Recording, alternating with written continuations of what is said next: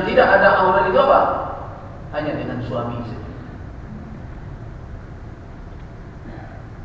Karena itu kalau meninggal seorang wanita, siapa yang memandikan? Sama dengan laki-laki kalau meninggal. Laki-laki ada auratnya juga. Kecuali ada satu dengan istri. Karena itu kalau meninggal seseorang, pada prinsipnya yang memandikannya adalah yang sejenis dari ahli bait, dari keluarganya. Dan tidak boleh berlawan jenis kecuali hanya kalau antara mereka ada hubungan suami istri.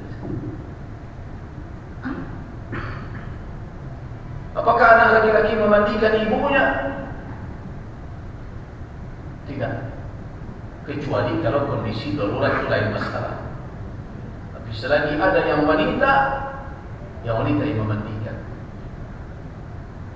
Apakah anak perempuan ikut memandikan ayahnya? Tidak. Karena ayahnya iya. Tapi antara anak perempuan dengan ayahnya ada aurat? Ada. Apa dalilnya? Tuh Nabi SAW ketika putri beliau wafat, beliaukah yang memandikan? Tidak. Beliau hanya berdiri di balik tirai, memberikan petunjuk kepada Ummu Atiyah, mulai dari anggota wudunya dan seterusnya. Kemudian beliau ulurkan di balik tirai kain kafannya. Terus. Dan itulah tauladan kita.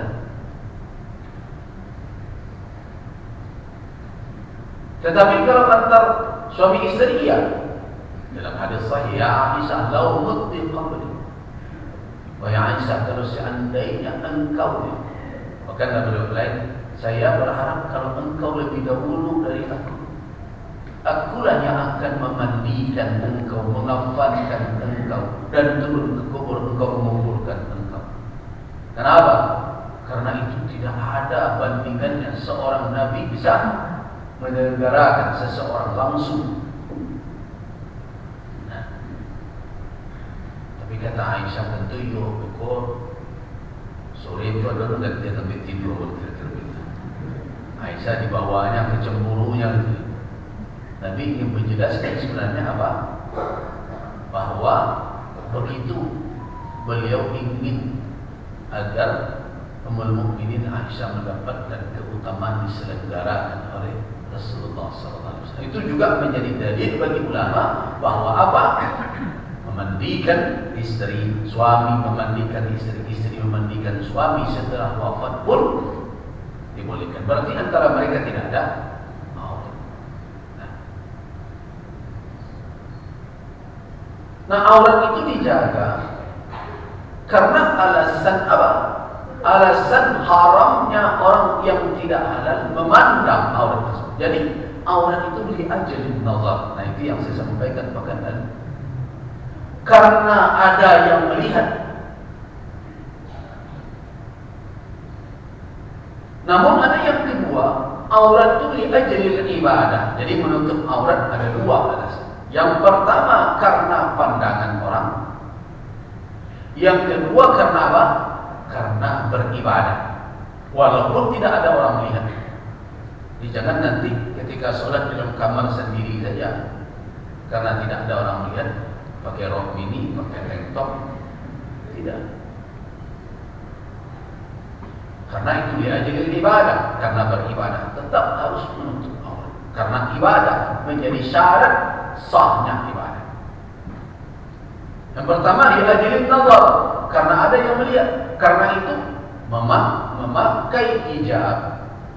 Ya, hijab dalam pengertian pakaian yang menutup aurat itu bukan karena tempat, tapi karena dua perkara tadi. Yang pertama karena ada mata yang tidak ada mata.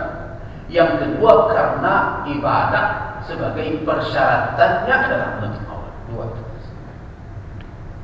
Nah, kalau kaidah ini dipakai dalam hidup, terjaga orang dalam auratnya. Hari ini kan tidak. Jilbab yang dipakai wanita cenderung digeser sebagai mode untuk apa? Untuk pergi ke pasar. Keluar rumah jarang bengok. Ada wanita yang berhijab, berjilbab ya, dalam bahasa kita, keluar jarang bengok kat tenda saja. Apa tangga situ? Ya kan pekarangan awak sih bu ya. Itu mantu berapa? Makanya ketika ada pekarangan itu mantu orang kampung. Ini kan tidak. Kadang ada tamu, tiba ibu nama hijab tadi maindangkan teh, alah tak ada saya tahu. Ya apa di rumah aku sih? Itu mantu orang masuk tadi tu. Jadi ini ajlin nazar. Karena pandangan, kalau ada orang mau masuk ke rumah kita bertamu misalnya, memang dalam keadaan boleh dia masuk, ada suami kita bermacam aurat harus ditutup karena dia tidak halal memandangnya. Itu dikatakan li ajlin nazar. Yang kedua li ajlin ibadah. Nah, dalam mazhab Hambali jelas bahwa mereka berhujjah dengan keumuman ayat-ayat Al-Quran, di antaranya adalah dalam surat An-Nur ayat 31, wala yubdina zinatahunna illa ma dhahara minha. Mereka tidak boleh melihatkan perhiasan mereka melainkan yang biasa tampak dari perhiasan tersebut. Apa mereka menafsirkan, bagaimana menafsirkan ayat itu?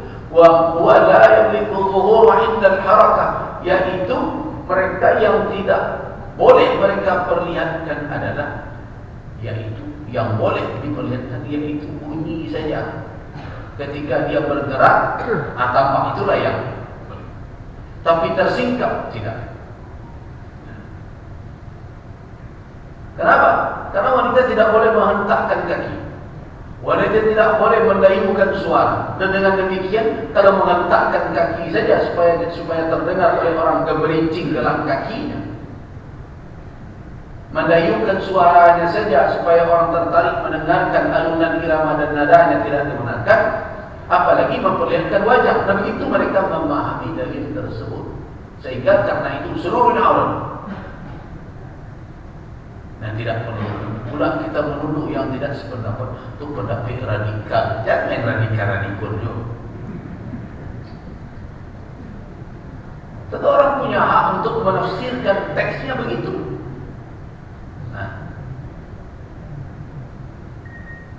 kemudian mereka berhujjah juga dengan hadis Fadl bin Abbas.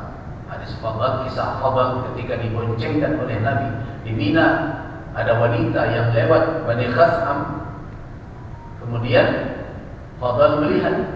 Wanita itu melihat pula ke Fadl. Fadl ini ganteng orangnya. Ketika melihat begitu, ditutup wajah Fadl oleh Nabi dengan kedua telapak tangan beliau dan didorong ke arah sini. Ketika Fadl dilarang itu, dia pindahkan kepalanya ke arah kiri Nabi untuk melihat wanita tersebut. Fadl main-main juga ketika itu. Kemudian ditekan lagi kepalanya oleh Nabi SAW. Itu menandakan bahwa melihat wanita tidak dibenarkan. Itulah yang menjadi alasan bagi apa? Bagi kalangan mazhab Hambali dan sebagian mazhab Syafi'i mengatakan wajah wanita sebaiknya ditutup. Wajah wanita aurat kata mereka. Tetapi, pendapat yang kedua ini belum saya jelaskan pada pertemuan pekan yang lalu.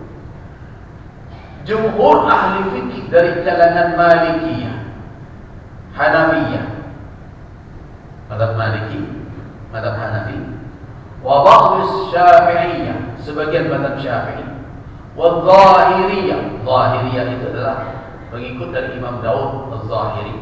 Antara tokoh ulamanya adalah Ibnu Hazm Al-Andalusi. Mereka berpendapat annal wajha wal kaffain, sesungguhnya wajah dan kedua telapak tangan serta punggung tangannya. Jadi ketika kafun maknanya adalah telapak tangan dan punggung tangan. Wajah dan kedua telapak tangan beserta punggung tangan maknanya dari mifsal, dari pergelangan tangan ke ujung jari, dan wajah tidaklah termasuk aurat bagi wanita. tidak termasuk aurat.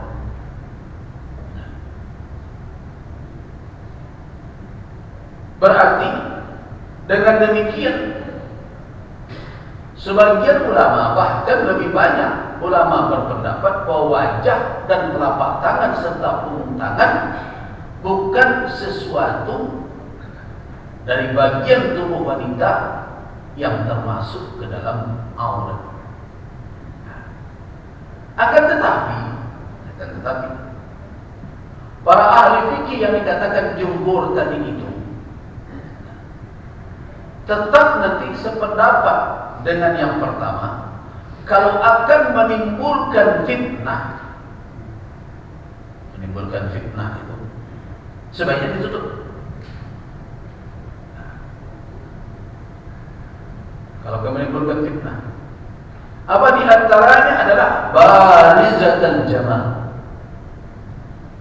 kecantikannya mempesona betul. Itulah nama itu jatuh. Amun dalam tak yang istri orang dia mencari juga. Selalunya lumpur itu barizatan jamal. Itu di antara contoh yang dikemukakan, itu bisa tusirul fitnah, membangkitkan fitnah, atau dia berpenampilan dengan penampilan yang menor, kalau bahasa kita muzayyana, berhias dengan penampilan yang membuat mata orang, bagaimana mata orang? Sakitnya begitu. Jadi kalau seperti ini, baik ulama yang mengatakan tadi aurat atau tidak aurat berpandangan itu tutup saja. Jadi tampak sebenarnya syariat Islam ketika meletakkan ketentuan aurat dan tidak, sebenarnya bukan hanya menyelamatkan wanita itu saja, tapi juga menyelamatkan masyarakat sebenarnya. Disadari atau tidak disadari, rapuhnya ikatan rumah tangga hari ini karena hal-hal seperti ini tidak dipedulikan. Itu yang membuat rapuh rumah tangga. Mengapa?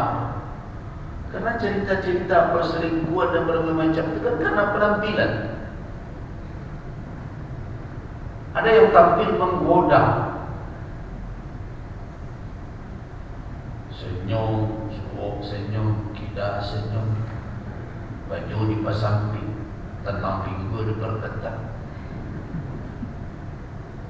Itu laki-laki normal ketika melihat itu dia kece indah.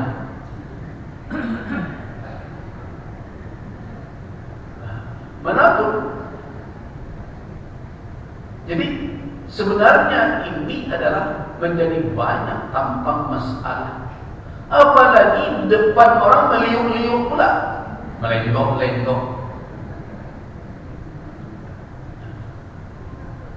dengan goyangan yang bermacam-macam, dari bebek ke angsa, dari angsa ke ayam.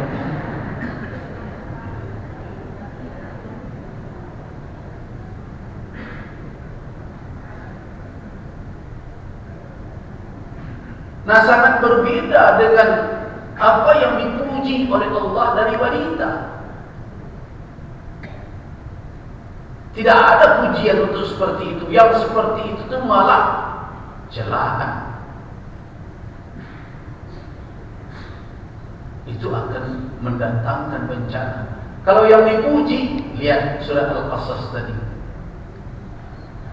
Bagaimana putri, ya kalau kita sebut itu, putri dari Nabi Syuaib datang bertemu dengan Nabi Musa alaihissalam, memberitahu pesan ayahnya untuk datang ke rumahnya karena ayahnya akan memberikan imbalan atas pertolongan yang telah dilakukan oleh Musa terhadap mereka, membantu memberi minum ternak mereka. Datang dalam keadaan apa? Istihya. Lihat ayat tadi kembali. Faja'at ihdahuma tamshi ala istihya'i. Datang salah seorang dari dua anak gadis tadi berjalan dengan rasa malu, memakai sikap malu. Datang hanya untuk memberitahu saja, malu. Kalau dibaca kitab Al-Imam Al-Hakim An-Nasaburi dalam kitab Al-Mustadrak Al-Sahihain, ada kisah itu dari Umar bin Khattab radhiyallahu anhu. Bahkan apa kata Musa alaihissalam ketika awal pertama anak gadis itu berjalan di depan, kamu di belakang sajalah, nanti kamu isyaratkan saja, saya belok kanan, belok kiri.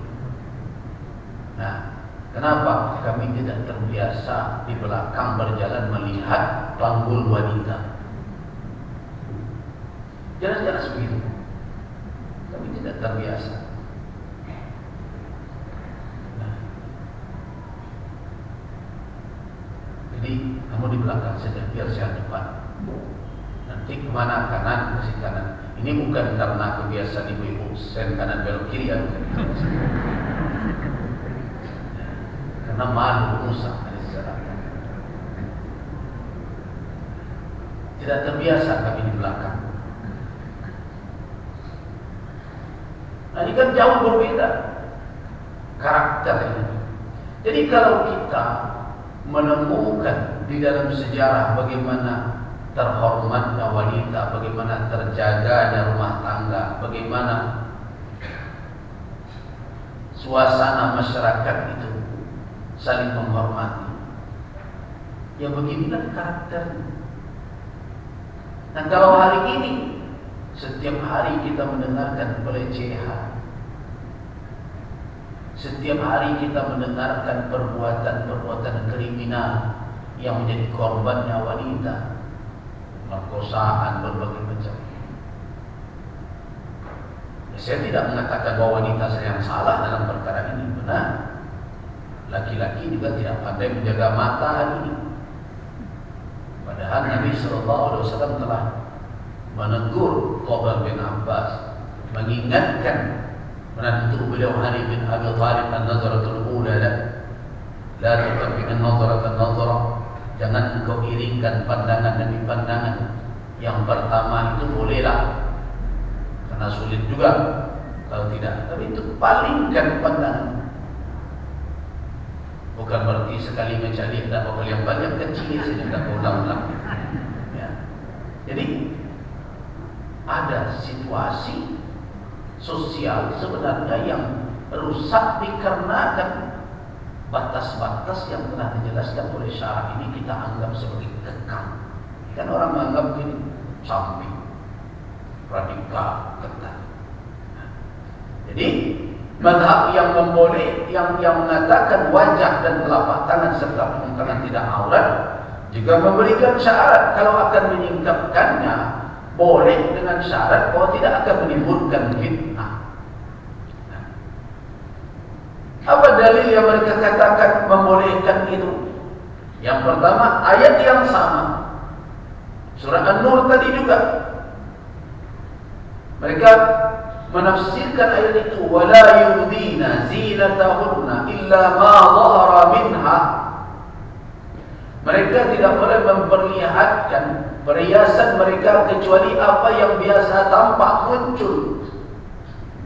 Wal yadribna bi khumurihinna, dan hendaklah mereka menjatuhkan khumur. Khumur itu adalah khimar. Nah, mereka memahami bahwa khimar itu bukan jilbab, tetapi adalah penutup kepala. Karena dahulu wanita jahiliyah berselendang, punya selendang juga. Tapi mereka ikat, mereka tutup rambut mereka dengan selendang, dan mereka jatuhkan ujung selendang ke punggung mereka. Terlihatlah leher mereka. Begitu dahulu. Jadi kalau ada mode seperti itu, jangan dikatakan mode modern atau mode jahiliyah itu. Oh, ini kan salah-salah identifikasi. Awak nak latihan mencari lomba itulah. Nah, ini anak gadis ke pentas. Itu minta tolong doa dengan Buya. Tolong doa dong anakku Buya. mengadu, sedang kontes kecantikan, mudah-mudahan. Pas menang dia tahu dia alhamdulillah, bahkan alhamdulillah suruh itu. Nauzubillah. Kadang adalah pengumuman di media sosial, ayo didukung anak kita sedang melakukan perlombaan. Masih onjak dia terpentas pada itu. Asal tolong ini mama nanti selantak ABSSPK. Asal tolong tukang sorak itu. Tapi ABSSPK ngaji sumbang 2 balik dan negara itu kan tak sumbang 1 orang. Nah, mari kita dukung anak kita. Dukung aja suruh itu. Jadi antara awak kecilkan, awak praktekkan, banyak tidak sesuai. Itu atau mencari jus sebabnya bakok ciko.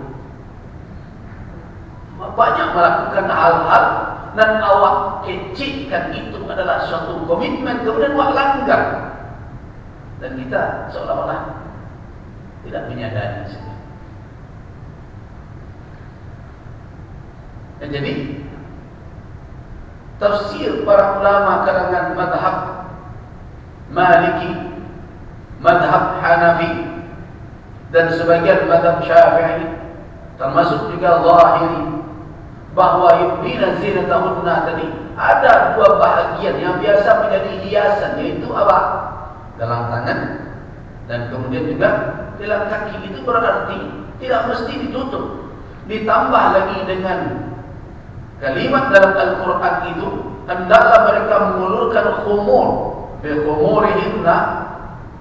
Apa khumur? Penutup kepala mereka ala juyubihinna. Juyub menutupi jaib. Juyub itu adalah fathah yang terbuka dari baju wanita di bawah lehernya, karena biasanya supaya bisa masuk ke dalam, itu juyub namanya.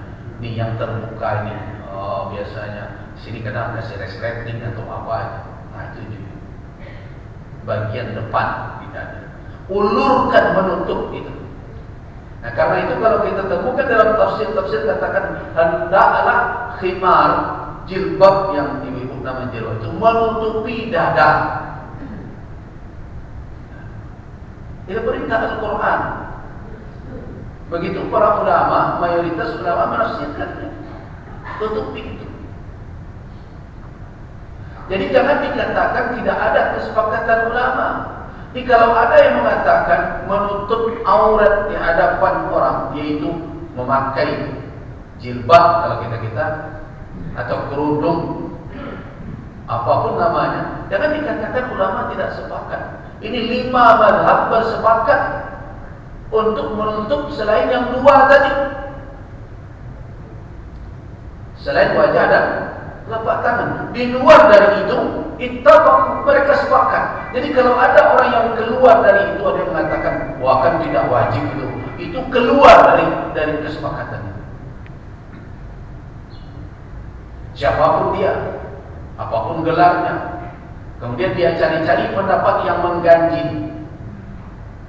Sedangkan perdebatan di dalam madhab, 4 madhab, ditambah 1 Zahiri yang berpandangan bahwa apa?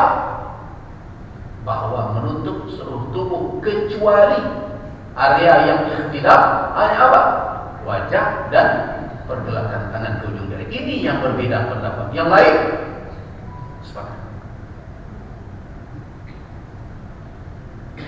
Nah, karena mereka tidak bisa menemukan pendapat ulama yang bisa dipegang pandangan mereka, nah mulailah mereka menggeser-geser alasan untuk apa?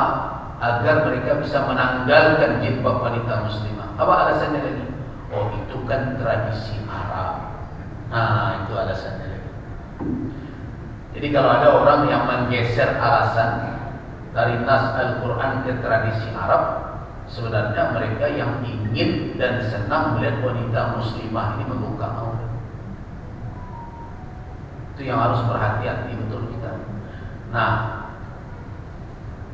dengan alasan tradisi Arab itu mulai kabumbui dengan perkembangan zaman, modernisasi dan berbagai macam.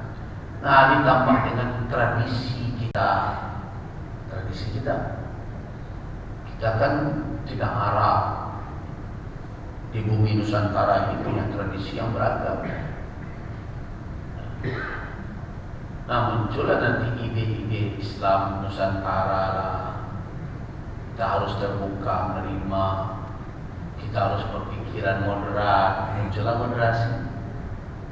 Nah, itulah cara-cara mereka sedikit demi sedikit menggeser kaum muslimin ini dari petunjuk ajaran agama mereka. Padahal sudah berabad-abad lamanya semenjak Nabi SAW, para ulama telah menjelaskan bahwa yang tidak aurat, yang dipertikaikan ulama, area yang dikhilaf mereka, yang dikhilafkan, yang diikhtilafkan, yang dipertikaikan hanya dua bagian itu saja untuk aurat wanita, wajah dan telapak kanan. Di luar dari itu tidak ada ikhtilaf di kalangan mereka. Jadi kalau muncul pendapat-pendapat itu namanya pendapat saz, namanya mengganjil. Apalagi kalau munculnya di era sekarang dengan alasan menyesuaikan kondisi zaman.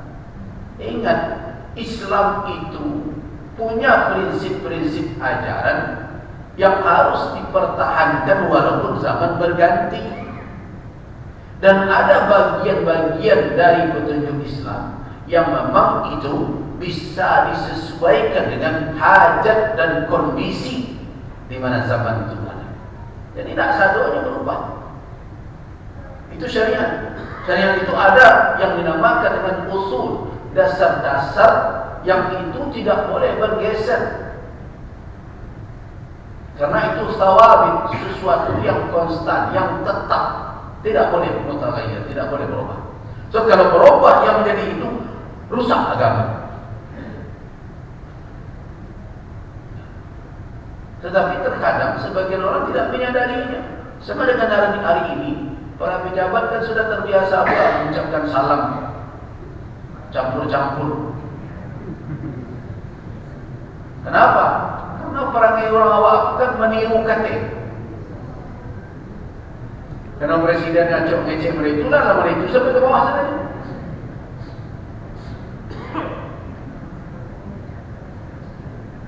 Nah, kalau ditanya kepada saya bahwa salam seperti itu tuh haram hukumnya.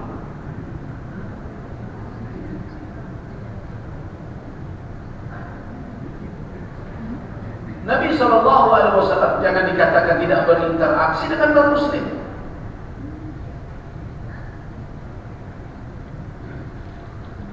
Nabi berinteraksi dengan non-muslim. Nabi berhadapan dengan orang Yahudi, Nabi bertemu dengan orang Nasrani. Nabi bergaul dengan kaum musyrikin. Tapi apa yang menjadi karakteristik dari umat Islam di dalam menjelaskan keyakinan mereka, tauhid, itu tidak boleh dipengaruhi, digeser karena ada istilah toleransi. Itu toleransi yang kebablasan itu. Nah, mesti masuk ke sana. Yang muslim baca assalamualaikum saja. Non muslim silakan saja mereka mau membaca apa yang menurut agama mereka. Nabi SAW ketika menulis surat kepada Heraklius. Heraklius itu adalah kaisar Romawi zaman itu. Heraklius itu bahasa kitanya Hercules. Heraklius. Apa bunyinya sampai hari ini? Kan ada surat tersebut. Dan bisa kita lihat di media-media sosial. Apa kata Nabi di situ? Salamun ala man ittaba'al huda. Tidak ada assalamualaikum warahmatullahi. Salam atas orang yang mau mengikuti hidayah. Artinya kalau tidak mau turun hidayah, tak ada yang salam. Salamun ala man ittaba'al huda. Hendak menunjukkan awak seorang nasionalis, seluruh salam agama. Padahal salam itu lahir dari mana? Dari keyakinan, berisikan apa? Berisikan doa kepada yang diyakininya.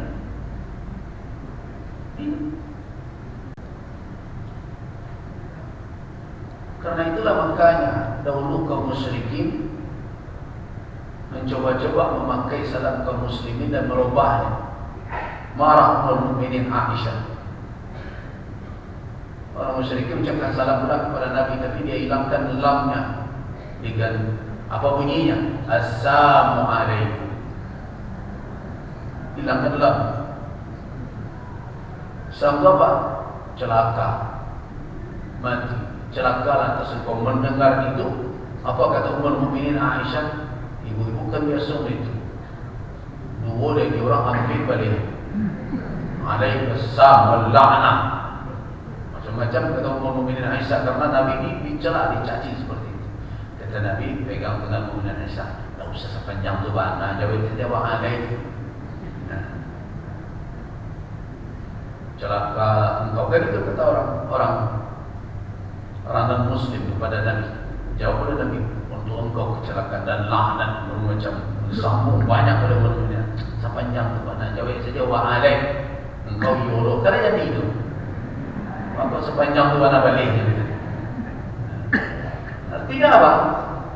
Salam tidak sesederhana itu. Itu adalah tampilan dan itu adalah merupakan izhar, pernyataan akan hakikat diri seseorang. Karena ketika dia bertemu dengan orang lain, maka seorang muslim harus memiliki izzah, tidak campur-campur. Nah, jadi tidak semuanya mesti ditundukkan kepada zaman. Bahkan Islam itulah yang semestinya membentuk karakteristik zaman, bukan Islam yang dibentuk oleh zaman. Kalau seandainya Islam ini dibantu oleh zaman, tidak jadi kalimat tauhid sampai ke negara Yaman. Tentu Nabi terpaksa menurut Isa dulu. Kecil Abu Jahal, Abu Lahab, mereka memimpin mah. Mereka berkuasa, mereka kaya. Kalau diadakan laporin ketika itu mereka mayoritas. Kalau seandainya Nabi menundukkan ajaran Islam kepada situasi dan kenyataan seperti itu, tidak sampai waktu ini beriman. Itu tidak sampai padam cahaya dakwah ketika awal. Kenapa? Banyak orang menolak. Kenapa? Yang berkuasa itu tidak setuju. Kenapa? Orang-orang kaya tidak setuju. Jadi karena itu Islam harus tampil menjadi ukuran di dalam apa? Di dalam kita berkarakter, bersikap, berperilaku. Itulah konsekuensi dari syahadat kita itu. Ini jangan mudah saja ketika kita baca asyhadu an la ilaha illallah wa asyhadu anna muhammadar rasulullah, tapi kita tidak mengerti apa konsekuensi.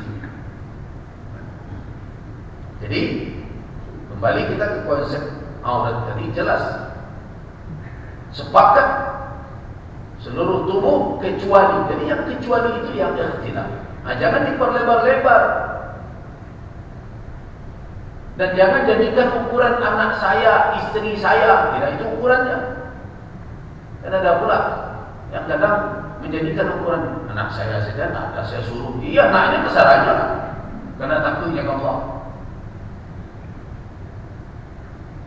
Ada sebagian yang mengeluh-elukan itu. Ya, gimana dia saja agama, lihat anak, bukan anak dia jadi ukuran. Lihat istri, bukan istri dia jadi ukuran. Yang menjadi ukuran apa? Dalil. Ketika dalil mengatakan suruh tutup, ya tutup. Ulurkanlah khumul, ujung dari khimar kamu itu menutupi juyub, ala juyubihinna, yaitu yang terbuka di dada mereka itu, artinya tutup. Inilah yang menjadi dasar. Kalau demikian adanya, maka otomatis wajah tidak karena makna khimar bukan berarti seluruh pakaian, tapi hanya menutup kepala saja. Inilah yang menjadi dalil-dalil. Ditambah dengan dalil ketika haji.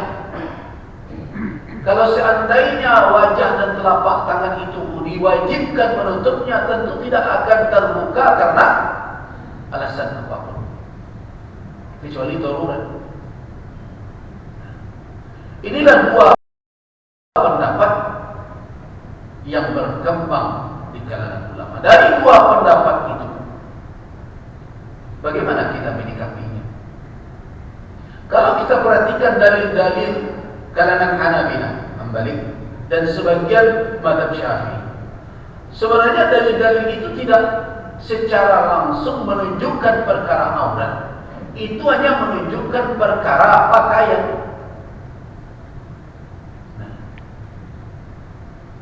Jadi itu dalil yang menunjukkan wajib menutup wajah dan kedua telapak tangan. Hanya itu. Tidak ada menunjukkan itu secara khusus aurat. Sebab menutup wajah, menutup telapak tangan dalam situasi lain tidak dianjurkan, bahkan tidak dibolehkan. Ini menunjukkan bahwa itu tidak otomatis menunjukkan perkara aurat. Walaupun menurut dua mazhab tadi itu menunjukkan aurat. Sedangkan dalil-dalil yang menunjukkan tentang niqab, tentang cadar yang dipakai oleh kalangan Hanabilah dan begitu juga Syafi'iyah, mereka mengatakan tidak boleh dibukakan wajah, tidak boleh dilakukan. Itu jelas-jelas dalam kondisi al-khawf, ada ketakutan dari fitnah. Nah, itu yang banyak dari hadis-hadis tersebut. Dan sedangkan di kalangan sahabat wanita, sikap kehati-hatian di dalam berpakaian ini lebih menonjol dari dengan mereka. Jadi boleh dikatakan niqab itu atau cadar itu lebih kepada kehati-hatian. Kenapa? Karena ada beberapa hadis yang menunjukkan bahwa ada wanita yang tidak memakai niqab. Seperti kasus ketika Nabi selesai berkhutbah, kemudian beliau berjalan ke arah wanita, kemudian ada seorang wanita yang bertanya kepada Rasul sallallahu alaihi wasallam. Nah, Nabi melihat, dan di dalam hadis itu diceritakan tentang wajah wanita tersebut. Itu pertanda bahwa sahabat ada melihat wajah wanita tersebut. Dengan demikian, bahwa memakai niqab yang ada di dalam hadis-hadis lebih cenderung kepada sikap wara. Apa wara itu? Yaitu kehati-hatian demi untuk menjaga kehormatan. Jadi tidak bisa dipahami ketika wajib. Tetapi di luar dari wajah dan telapak tangan serta punggung tangan, jelas menutupnya di hadapan orang yang tidak hadal memandangnya, dan begitu juga nanti di dalam sholat hukumnya adalah wajib. Nah, berdasarkan kepada dua pendapat itu, kita lebih cenderung mengatakan bahwa wajah dan telapak tangan tidak termasuk kepada aurat. Dan siapa yang ingin menutupnya tidak dianggap radikal, dengan catatan menutupnya itu dengan tujuan untuk lebih menjaga ihtiyatan, kehati-hatian. Artinya orang yang tidak memakai cadar tidak bisa dikatakan orang yang tidak patuh kepada dalil, tidak patuh kepada Al-Quran, dan tidak taat kepada sunnah Nabi. Artinya batas minimal adalah menutup seluruh tubuh kecuali wajah dan telapak tangan. Kecuali kalau wanita itu barizah dan jamal, memiliki kecantikan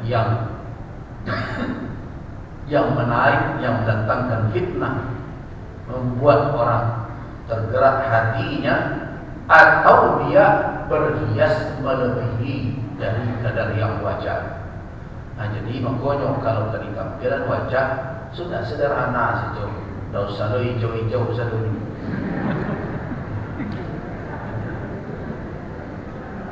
Aku kadang nak ngerti pun. Alis matur saranca cukup dan tidak spidol. Jadi pipinya lah berasia, dia belau.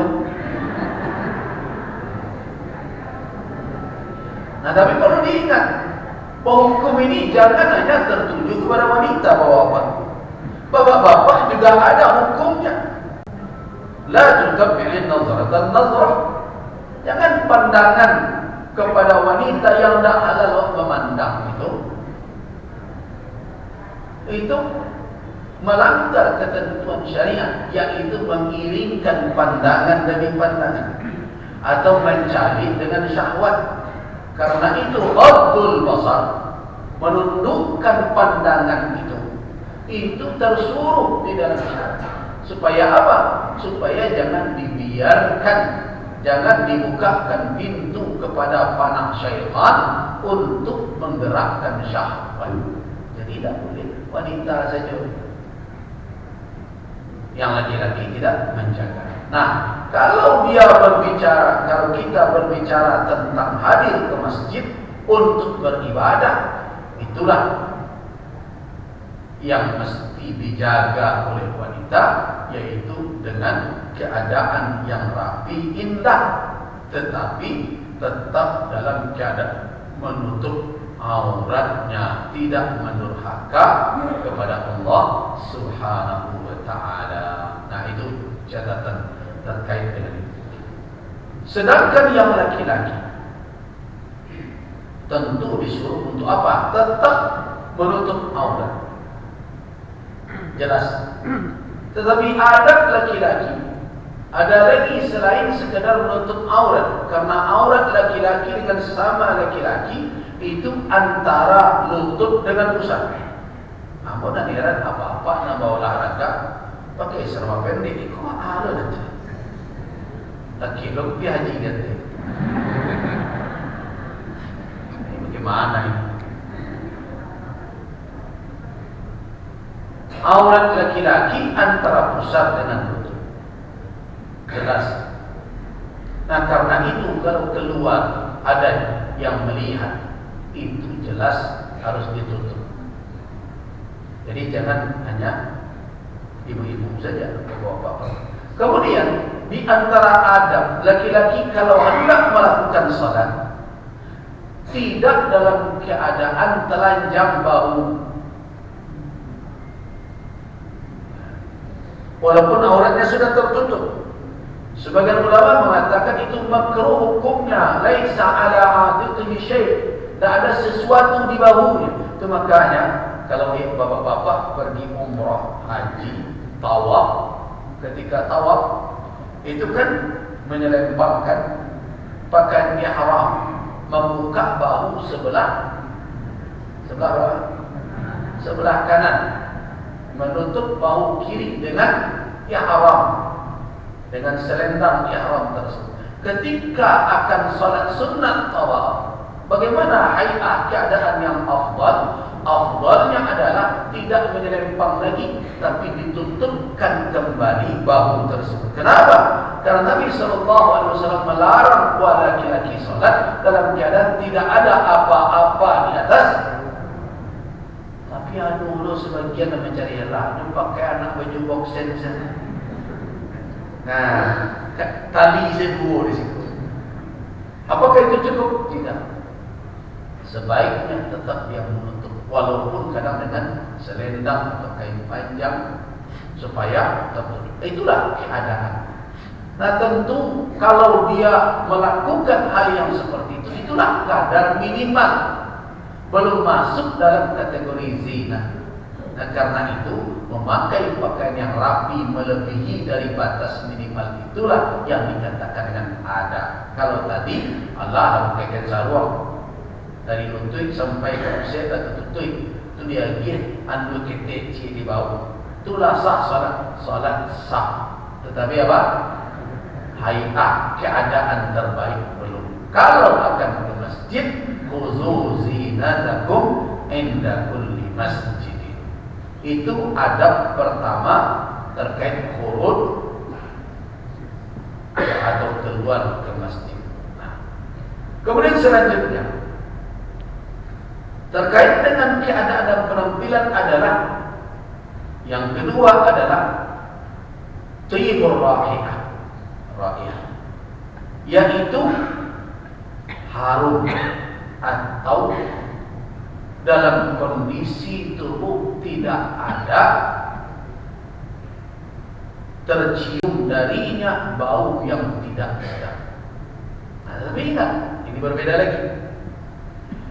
Untuk laki-laki tidak ada persoalan dengan parfum yang semerbak. Tetapi untuk wanita, parfum wanita itu tidak seperti itu karakternya. Parfum wanita sebatas menyegarkan fisiknya, kecuali kalau dia berada di samping suaminya dan mahramnya, baru boleh, sama dengan pakaian. Sebab ada peringatan Nabi, ayyuma imra'atin ista'tarat, wanita manapun mempergunakan hijr itu adalah parfum, kemudian dia kharajat, keluar dari rumahnya, famarrat ala qaumi, kemudian dia lewat di tengah-tengah atau berada di tengah-tengah sekelompok orang. Kemudian setelah itu, karena dia lewat, tentu orang mencium baunya. Dan kalau ada wanita yang sengaja membuat seperti itu, ayyuma imra'atin ista'tarat wa kharajat wa marrat ala qaumin yajidu rihaha, supaya tercium oleh orang yang dia lewati itu harum tubuhnya, parfum yang dia pakainya itu. Kata Nabi dalam hadis yang diriwayatkan oleh Al-Imam Abu Dawud, Al-Imam At-Tirmidzi, Al-Imam An-Nasa'i dari Abi Musa Al-Ash'ari, apa kata Nabi? Fahiya zaniyatun, wanita tadi adalah penzina. Orang awak macam istilah orang awak itu bentuk malaikat tampil, bau malaikat turun, walaupun jangan pernah mencium bau malaikat. Istilah artinya semerbak. Dan karena itulah makanya parfum wanita tidak menyengat seperti itu. Hadis Abu Musa Al-Ash'ari itu diriwayatkan oleh Al-Imam Al-Hakim An-Nasaburi dalam kitab Al-Mustadrak Al-Sahihain. Para ulama mengatakan hadis itu sahih sanadnya. Karena itu hukumnya memakai parfum yang semerbak agar tercium harum oleh orang. Awak pakai ini kelihatan tidak dosa semerbak kalau mendaki orang. Agar mendaki itu tidak salah, awak orang mendaki itu ngain kaki itu. Nah, itu bukan berarti wanita tidak boleh memakai sesuatu yang menyegarkan tubuhnya, silakan saja. Tetapi tidak untuk apa? Untuk tercium oleh orang lain, tapi menyegarkan. Kecuali kalau dengan suaminya. Karena ada riwayat Ummul Mukminin Aisyah, kalau sudah saatnya Nabi datang ke rumah untuk menyambut Rasul sallallahu alaihi wasallam, di samping berhias, memakai cincin dan berbagai macam, Ummul Mukminin tidak memakai parfum. Bahkan supaya bau parfum itu menyebar ke seluruh tubuh, dia campur dengan air untuk disiramkan ke badannya. Makanya ada kisah satu kali, ada Sofia, istri Nabi Sofia binti. Mungkin ada perilaku dia yang dia kira kurang membuat Nabi nyaman, sehingga terlihat Nabi kurang senang dengan sikap dia. Tapi Nabi kan tidak serta-merta itu saja. Tapi istri belum merasa ada yang tidak nyaman Rasulullah terhadap saya. Mengadulah Sofia kepada madunya, kepada Aisyah Ummul Mukminin. Ya Aisyah, Nabi sepertinya ada yang tidak nyaman dengan saya Rasulullah.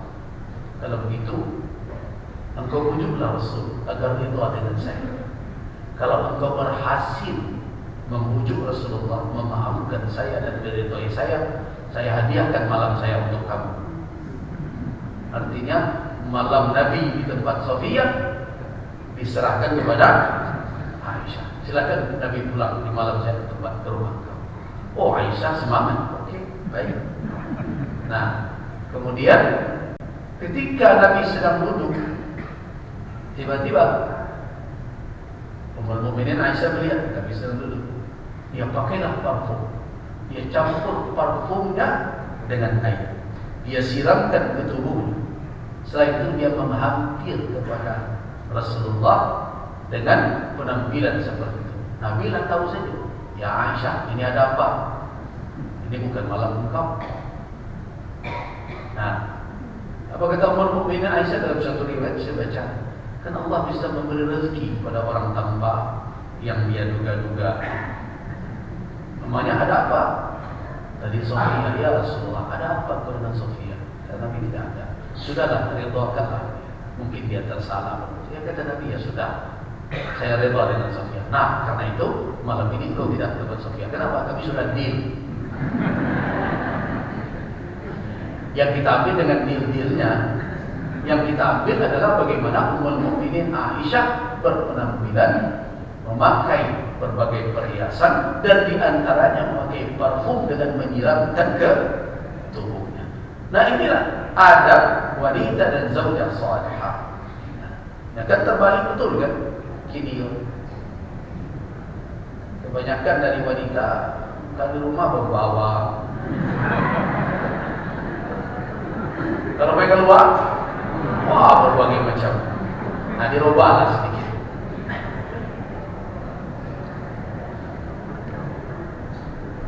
Nah, jadi itu diantara diperhatikan. Sedangkan bapak-bapak juga demikian, memakai pakaian yang rapi, kemudian berikutnya dengan bau yang sedap. Karena itu, apabila orang ada pada tubuhnya sesuatu yang bisa mengganggu suasana dari sisi penciuman, maka orang tersebut malah disuruh oleh Nabi untuk jangan dulu, tidak bisa dihindari. Misalnya dia makan pete atau makan jengkol, nah, sulit dia untuk menghilangkan. Ya sudah, untuk sementara jangan dulu, hilangkan bau itu dulu. Sekarang kan sudah banyak alatnya. Selama tentu tidak disengaja untuk menghindari sholat berjamaah. Nah, ini adalah adab yang kedua yang terkait dengan penampilan. Yang ketiga yang terkait dengan penampilan adalah as-siwak. Apa? Nah, itu adalah penyempurna dari taharah kita dengan membersihkan mulut. Rasulullah SAW mengatakan, "Laula an asyqa 'ala ummati," kalau seandainya tidak akan menimbulkan kesusahan, kesulitan atas umatku, la amartuhum bis-siwak, tentu saya telah perintahkan mereka untuk bersiwak, menggosok gigi inda kulli shalah, di setiap akan melaksanakan salat. Menggosok gigi ini difahami bisa memakai kayu siwak dan bisa memakai yang lain selama itu halal. Nah, jangan difahami terbatas bersiwak itu dengan kayu siwak itu juga. Karena tidak semua orang hari ini, yang pertama, mudah memakainya, pandai memakainya, dan terkadang juga tidak menjadi kebiasaan di suatu negeri. Tapi diambil maksudnya adalah membersihkan mulut dan menghilangkan bau yang mungkin muncul dari mulut. Kenapa? Karena kita hadir di dalam majelis. Jadi ketika hadir dalam majelis, suasana tubuh kita itu jangan sampai mengganggu. Nah, itulah 3 adab penampilan. Yang pertama adalah penampilan lahir, pakaian dan macam. Yang kedua terkait dengan bau tubuh. Yang ketiga terkait dengan itu baru adab pertama, keluar dari rumah menuju ke masjid. Itu adab lahir baru. Nanti ada adab batinnya. Adab batinnya adalah senantiasa terkait dengan Allah, menjauh dari segala bentuk kedurhakaan, karena itu akan menjauhkan dari kemusyrikan. Aku nama bayu, bapak, ibu, ado sama saya yang dari rumah sampai ke pintu musaji, 3 orang lagi orang tetung. Nyoka sholat berjamaah. Berbunyi yang sepanjang jalan. orang kampung aja untuk selesai menunggu solat syuruk atau istisra, kemudian pulang sama-sama rami-rami. Eceknya olahraga pagi tapi tak nanti bacanya tak apa. Itu adab berjamaah. Nah sekarang masuk kita ke adab yang kedua, adab zahir. Apa itu? Al-mubadarah. Itu bersegera untuk hadir, bukan menunggu iqamat tiba. Sudah itu berlari-lari untuk ke masjid. Nah jadi makna dari ayat Al-Quran, hafidhu ala salawat, jagalah salat itu, kan bukan satu maknanya. Yang pertama maknanya hafidhu ala awqatiha, peliharalah waktunya. Bagaimana memelihara waktunya? Hadirlah sebelum waktunya, supaya kita memiliki kesiapan lahir dan batin untuk menunaikan salat. Di awal dah ada nanti tibo tarawih pulang. Ini yang besar. Alun taga imam lain awal tadi. Nanti ada adab lagi ketika keluar dari masjid. Sempurnanya salat berjamaah itu adalah berdiri setelah imam berdiri. Imam lah beranjak, baru babak kedua. Kalau enggak, imam baru membaca astagfirullah, jangan tegak dulu. Nah itu adab. Jadi menyempurnakan salat ini memang satu pekerjaan yang tidak ringan kalau kita lihat dari praktek selama ini. Al-mubadarah. Kenapa mubadarah? Karena kita disuruh untuk menjaga waktu salat. Itu makna hafidh. Yang kedua, menjaga salat itu adalah menjaga kaifiyah, cara pelaksananya agar sesuai dengan tuntunan syariat. Jangan dicuri sujudnya, jangan dicuri rukuknya, jangan tidak disempurnakan bacaannya. Kemudian di antara yang ketiga adalah al-muhafazah, menjaga kekhusyukan terus. Dan terakhir apa? Menjaga maqasidnya, maksud dari salat itu. Kalau salat itu mencegah dari keji dan mungkar, jaga itu supaya salat itu tetap menjadi apa? Menjadi penjaga kita dalam setiap langkah. Jadi makna menjaga salat bukan hanya menjaga takbir sampai salam saja. Yang pertama menjaga waktu. Nah itulah pertanda. Jadi alamat seseorang yang hatinya tersangkut dengan masjid bukan berarti lalu saja.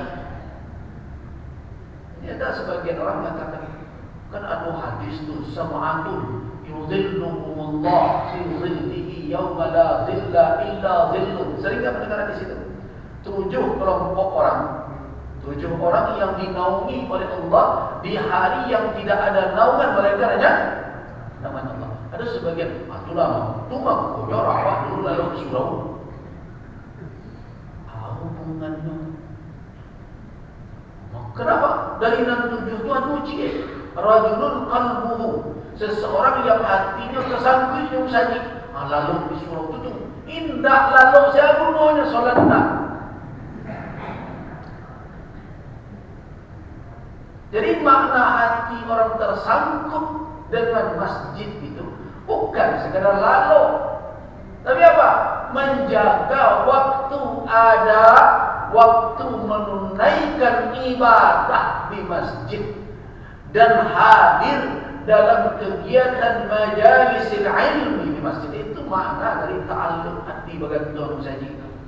Aku numpel lalu dalam masjid pas azan keluar. Kan ada orang nama begitu. Dibuat rapet di surau. Sengaja itu. Orang melakukan salat, dia tidak salat. Nah karena itu siapa yang hadir di masjid nanti adabnya. Orang sudah azan sama dan kita cepatkan. Oh sudah lewat 11:30. Kenapa kita keluarkan? Saya akan berharap ibu-ibu pulang. Karena mayoritas sejak dahulu yang isi pengajian ini ibu-ibu. Alhamdulillah sekarang sudah lumayan bapak-bapak banyak. Nah makanya sebut 11:30 pulang. Tapi Tapi kadang tak sebagian garantinya tak pulang dan sangkui di mall. Pulang dulu kalau ada keperluan di rumah. Mana tahu suami pulang bekerja. Ini jangan sampai kita tidak ada berat. Ada orang sebagian dari ibu dan sibuk bermajlis taklim, hanya kecekan lakinya. Bawa bermaji ke dah, makan-makan biar silam reward. Itu tak tepat cara begitu. Nah, itu tidak benar cara begitu. Makanya, tapi kalau sudah azan, ya, sudah iqamat orang di masjid ini, walaupun yang tadi bermusafir atau yang akan bermusafir, ya, sudah azan berkumandang. Misalnya datang salat asar di sini. Kemudian tadi kan sudah dari bermusafir, sudah menjamak takdimkan asar ke zuhur. Kemudian datang ke masjid, iqamat dilangsungkan. Orang salat berjamaah, dia duduk saja di sudut itu. Itu sikap yang tidak benar. Ada sebagian terbuka di teras. Ianya alasannya boleh solat tadi. Tidak, kalau sudah diiqamatkan untuk solat, kita berada di masjid dan orang melakukan solat berjamaah, walaupun tadi telah solat di perjalanan, tetap solatlah. Itu adab namanya. Itu yang ditegur oleh Nabi SAW dahulu. Sahabat ketika di Mina, Nabi melakukan solat, dia sudah menjamak solatnya, sampai dari masjid dia duduk saja. Kenapa kalian berdiri duduk saja? Kenapa tidak ikut solat? Ya kamilah solat perjalanan ya Rasulullah. Nabi tegur, jangan seperti itu. Nah jadi, karena itu ketika kita berbicara tentang menjaga solat, itu adalah pertanda bahwa hati orang tersangkut dengan rumah Allah. Apa tandanya? Orang itu, kalau bahasa orang awam, gelisah kalbunya ketika azan telah berkumandang atau panggilan sudah ada, dia belum juga hadir memenuhi panggilan tersebut. Itu adalah adab yang kedua, al-mubadarah. Nah, makna al-mubadarah, kenapa mubadarah? Bersegera itu merupakan adab yang terbaik. Karena malaikat, orang yang hadir di rumah Allah cepat menunggu pelaksanaan salat iqamah, jangan dianggap rugi. Karena menunggu pelaksanaan salat itu dia sedang menerima curahan rahmat. Di antaranya adalah doa malaikat, dan dia mendapatkan pahala menunaikan salat sebagaimana yang diriwayatkan oleh Al-Imam Al-Bukhari dan Al-Imam Muslim rahimahumullah, inna ahadakum fi salatin ma damatis salatu tahbisuhu wal malaikatu taqul Allahumma ighfir lahu warhamhu ma lam yakun min salatihi aw yuhdis. Perhatikan. Sesungguhnya seseorang kamu itu telah berada di dalam salat. Apa makna berada dalam salat? Walaupun dia belum takbir, maknanya dia telah mendapatkan pahala sebagaimana dia melakukan salat. Dengan catatan dia bertahan madamatis salatu tahbisu, selama salat itu yang menahan dia untuk bertahan. Jadi karena itu jangan gelisah pula tarambai imam keluar. Itu baru satu faedah. Awak kena cok gelisah. Imam belum tiba boleh. Usul saya muazzin. Qamat lalai. Padahal tak ada awak ni. Terlambat imam, jangan dikatakan rugi. Selama kita bertahan di masjid karena terhalang keluar karena solat belum didirikan, itu sudah berada di dalam solat. Pahala bercucuran. Dan malaikat terus mendoakan orang itu, Allahumma ighfir lahu warhamhu, terus malam yakun min salati, sebelum dia selesai melakukan salat berdiri dari salatnya, atau dia melakukan atau dia berhadas. Jadi karena itu tidak rugi. Ditambah lagi waktu antara azan dan iqamah adalah salah satu waktu yang mustajab untuk berdoa. Jadi jangan gelisah menunggu kedatangan imam. Jadi bersegera untuk hadir merupakan adab terbaik dan di samping itu mendapatkan keutamaan di sisi Allah berupa pahala salat yang panjang dan doa malaikat serta mendapatkan waktu yang mustajab untuk berdoa, yaitu antara azan dan iqamah. Wallahu a'lam. Kita cukupkan dulu sampai di sini. Wafaqana Allah wa iyyakum lima yuhibbu wa yarda. Wabillahi taufiq wal hidayah. Assalamualaikum warahmatullahi wabarakatuh. Waalaikumsalam.